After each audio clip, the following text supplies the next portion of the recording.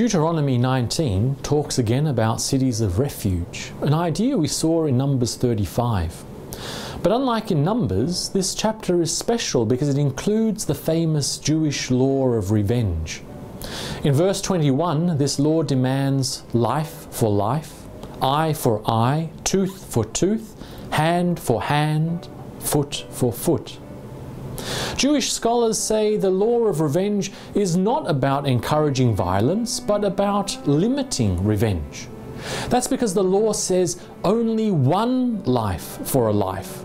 So the avenger is not allowed to kill 10 or 20 people as revenge for one death. But in today's text, we see this law's terrible, dark side. Because in verses 13 and 21, Moses reveals that the law actually is still about revenge, as he commands the people twice to show no pity to the killer. What a shocking and horrible thing to hear from Moses, since he is also a terrible murderer. In Exodus 2, Moses deliberately murders a man, kills him with his own hands, hides the body, hides the evidence, and then runs from the country before he can be punished. According to Moses' own law, he is definitely a murderer. But does he place himself under the law?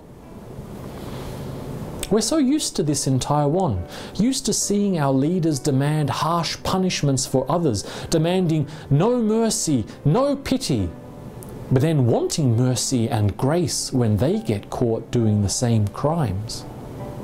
Moses demands no pity for murderers, but the only reason Moses the murderer is a leader of Israel is because of God's grace and mercy.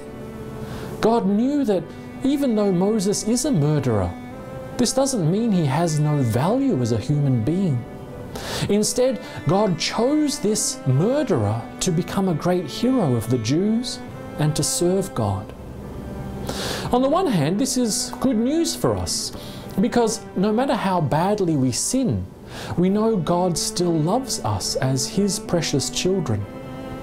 But on the other hand, it's also a great challenge, because this same grace and mercy we want from God, we must also give to others. As God's children, we all want pity and another chance. So we must show pity and grace to others too.